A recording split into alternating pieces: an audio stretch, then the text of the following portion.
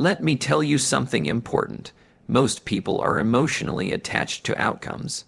They wake up thinking about the numbers, the applause, the recognition, the promotion, the money, the transformation. They're staring at the fruit while neglecting the root, and then they wonder why nothing grows. Here's what you must understand. Results are seasonal, but the work is daily. If a farmer went out into his field every morning, digging up the seed to see if it had grown yet, we would call him foolish. But that's exactly what people do with their goals.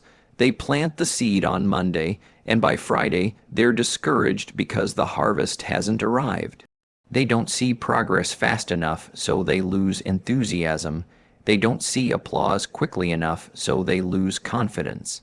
They don't see results immediately, so they question the dream, but the soil doesn't reward impatience. It rewards consistency. You must fall in love with the process. You must fall in love with becoming skilled, becoming disciplined, becoming better. Because the person you become in the process is more valuable than the prize you're chasing. The prize is occasional. The process is permanent. Think about any master in any field. Before there was recognition, there was repetition. Before there was income, there was improvement. Before there was applause, there were lonely hours when nobody was watching. That's where greatness is built, not on stage, but in solitude, not in celebration, but in preparation. And here's the danger of focusing only on the prize. When the prize is delayed, your motivation disappears. But when you're obsessed with the work itself, you show up whether the results show up or not. If you're building a business, don't obsess over how many customers you have this week. Obsess over improving your service. If you're improving your body, don't obsess over the mirror. Obsess over the workout. If you're developing a skill, don't obsess over who notices. Obsess over practicing correctly. Because when you get good enough, long enough, strong enough, the results have no choice but to appear. You see, success is not something you pursue directly. It's something you attract by the person you become. And you become that person through the daily disciplines, not the occasional victories. Most people want to be motivated. But professionals rely on habits. Amateurs wait for inspiration. Professionals build routines, and routines are part of the process. They're not glamorous, they're not exciting, but they're powerful. There will be days when you don't feel like working, days when progress seems invisible, days when comparison tries to steal your joy, and in those moments, if your heart is tied to results, you'll quit. But if your heart is tied to the craft, you'll continue. When you fall in love with the process, you stop asking, "How long will this take?" and you start asking, "How much better can I become?" And that shift changes everything because improvement is always available. You may not control when the reward comes, but you can control how much you improve today. You can refine your technique. You can strengthen your discipline. You can study your mistakes. You can practice with intention. That's where confidence is built, not from applause, but from preparation. There is something powerful about knowing you did the work, whether anyone saw it or not. There is something stabilizing about knowing you're growing, even if the scoreboard hasn't changed yet. The scoreboard is public, growth is personal, and personal growth is where the real victory lies. If you only love the prize, you'll work emotionally. Up when things go well, down when they don't, but if you love the process, you'll work consistently. Steady, grounded, focused, let others chase quick wins. You chase daily progress, let others chase attention. You chase excellence, let others measure success by applause. You measure success by improvement, because here's the truth, the prize can be taken away. The applause can fade, the recognition can shift, but the skills you build, the discipline you develop, the mindset you strengthen, that stays with you. And once you become valuable enough, opportunities begin to seek you out. So stop staring at the harvest, water the seed, stop demanding results, commit to growth, stop falling in love with outcomes. Fall in love with the work, Master the process, and the prize will take care of itself. Now let's talk about something that will either give you peace or steal your power, and that is control. One of the greatest frustrations in life comes from trying to control things that were never assigned to you. You cannot control the economy. You cannot control the market. You cannot control who gets promoted this month. You cannot control who supports you, who doubts you, or who misunderstands you. And yet, most people spend their emotional energy wrestling with exactly those things. No wonder they're exhausted. When you focus on results, you're often focusing on outcomes that depend on variables outside your authority. That's why anxiety shows up. That's why comparison creeps in. That's why discouragement settles so quickly. Because deep down, you know you're trying to manage something you don't fully command. But there's good news. While you can't control everything, you can control enough. You can control your effort. You can control your preparation. You can control your attitude. You can control how you respond when things don't go your way. And that's more than enough to build a remarkable life. The mature person understands the difference between influence and control. You may influence the market by becoming more valuable. You may influence opportunities by increasing your skills. You may influence relationships by improving your communication. But control, that belongs to a much smaller circle, and that circle begins with you. If you want to reduce stress, narrow your focus. Bring your attention back to what you can actually do today, not what might happen next month, not what someone else decided yesterday, but what you can execute right now. When you become obsessed with the work, you stop obsessing over circumstances. Let's say you're building something, a business, a career, a reputation. There will be seasons when progress feels slow. There will be moments when someone less prepared seems to advance faster. If your eyes are locked on results, those moments will shake you. But if your eyes are locked on your daily disciplines, you'll remain steady. Because you understand something powerful. Consistency compounds. The market may fluctuate, public opinion may shift, trends may change, but steady effort applied long enough creates momentum that no outside factor can permanently suppress. There is dignity in doing what you can do, especially when you cannot do everything. Too many people delay action because they can't control the whole picture. They say, I'll start when conditions improve. I'll begin when I feel more confident. I'll move when the timing is perfect, but perfect timing is rarely announced. Progress is usually built in imperfect conditions. Control what you can control, even when it seems small. You can read 10 pages today.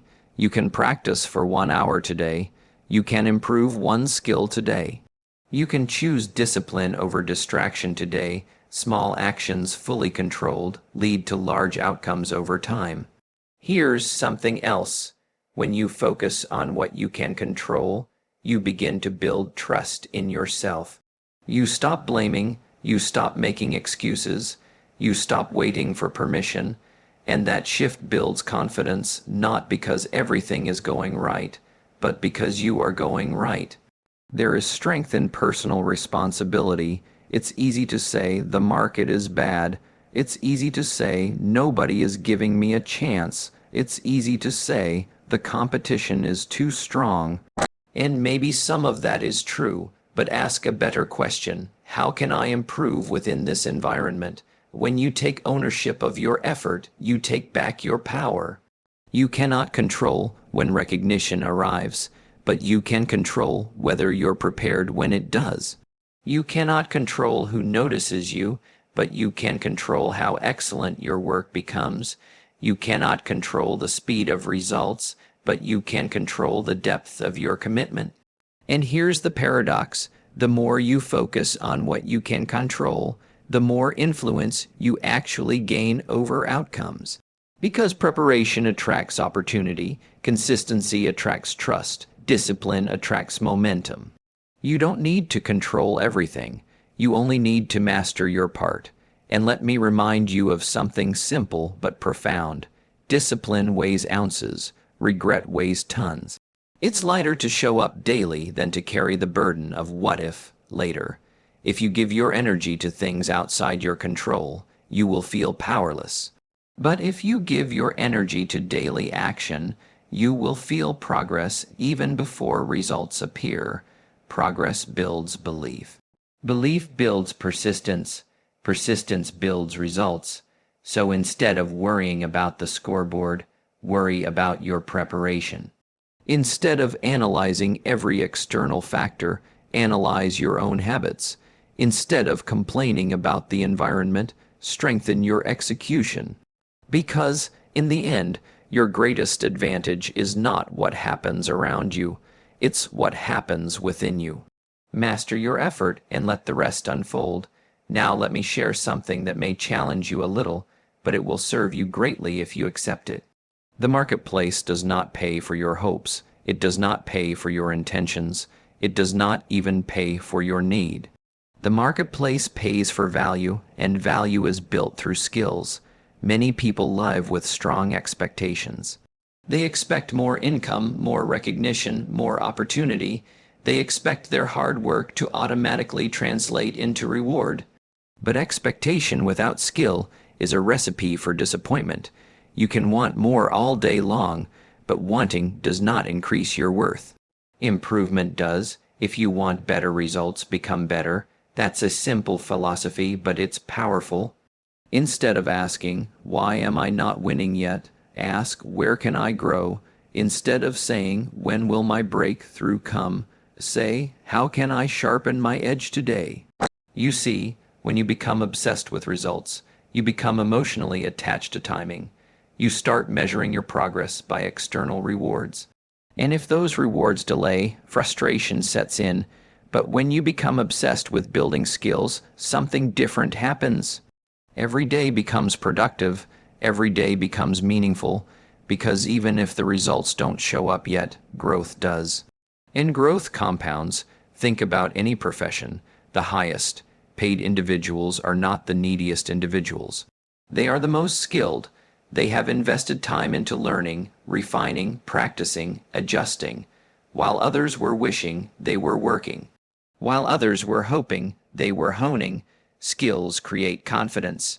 When you know you've practiced, when you know you've studied, when you know you've improved, there is a quiet certainty that develops within you. It's not arrogance, it's assurance. It's the understanding that you are becoming more capable, and capable people don't panic when results take time. They trust their preparation. Let me put it another way. If you plant corn, you reap corn. If you plant wheat, you reap wheat. And if you plant daily improvement, you reap long-term opportunity, but you must plant something. Too many people are waiting for opportunity without increasing ability. They want the door to open, but they haven't strengthened what they'll bring through that door. And when opportunity does knock, sometimes they're not ready to answer. Preparation is never wasted. You may improve your communication and not see immediate reward. You may refine your craft and not see instant recognition. You may strengthen your discipline and not see sudden promotion, but nothing you learn is ever lost. Skills stay with you. They become assets, and assets create leverage. If you want to earn more, learn more. If you want to lead more, grow more. If you want to rise higher, dig deeper. The beautiful thing about skill building is that it puts you back in control. You may not control the economy, but you can control your education. You may not control the competition, but you can control your preparation. You may not control the timing of success, but you can control your readiness for it. And here's something important. The more valuable you become, the less you have to chase results. Results begin to chase you. Have you ever noticed how some people seem to attract opportunities? It's rarely luck. It's usually leverage. They have built something within themselves that the marketplace recognizes as useful. And usefulness is rewarded, but that usefulness doesn't happen overnight. It happens in the quiet hours. It happens when you read instead of scroll, when you practice instead of procrastinate, when you refine instead of complain. Skills are built in private before they are rewarded in public, and there is a deep satisfaction in improvement itself. When you look back and realize you're sharper than you were last year, stronger than you were last month, wiser than you were yesterday, that is a form of success independent of applause. Results may fluctuate, skills endure, money can come and go, titles can change, recognition can fade. But once you learn how to think better, communicate better, produce better, lead better, that stays with you. No one can repossess personal development, so instead of measuring your life by outcomes, measure it by growth. Instead of counting wins, count lessons. Instead of obsessing over arrival, commit to advancement, because advancement is always available. There is always a book to read, a mentor to learn from, a technique to refine, a weakness to strengthen. Improvement is an endless ladder, and every step up that ladder increases your value, and here's the principle that ties it all together. Income rarely exceeds personal development for long. If you want your outer world to improve, improve your inner world. If you want your results to rise, raise your standards. If you want your opportunities to expand, expand your capabilities. Don't chase expectations, build expertise. Don't demand rewards, develop worth. Don't wait for your moment, prepare for it. Become so skilled, so disciplined, so valuable that results are no longer something you hope for. They become something you inevitably produce. Increase your value, and the world will increase your reward. Let me leave you with something that can completely change the way you look at success. Results are not the goal, they are the echo. The work is the voice. When you stand at the edge of a canyon and shout, the sound travels outward and then returns to you. But it doesn't return instantly. There is a delay, and sometimes the delay makes people think nothing is happening. They shout once, hear nothing immediately, and assume the canyon is empty, so they stop shouting, but the echo was already on its way. Life works much the same way. When you commit to discipline, when you commit to growth, when you commit to showing up daily with excellence, you are sending a signal out into the world. The results you desire are often simply the delayed echo of consistent effort. The problem is impatience. We live in a time where people expect immediate feedback, immediate recognition, immediate reward, and when it doesn't arrive on schedule, discouragement creeps in. Doubt begins to whisper, comparison becomes louder, and many people quit, not because they lacked potential, but because they misunderstood timing.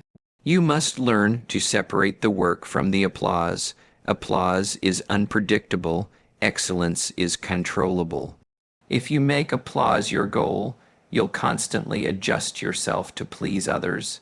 You'll chase trends. You'll seek approval. You'll measure your worth by reaction. And that is a fragile way to live, because public opinion changes like the wind. But if you make excellence your goal, you anchor yourself to something solid.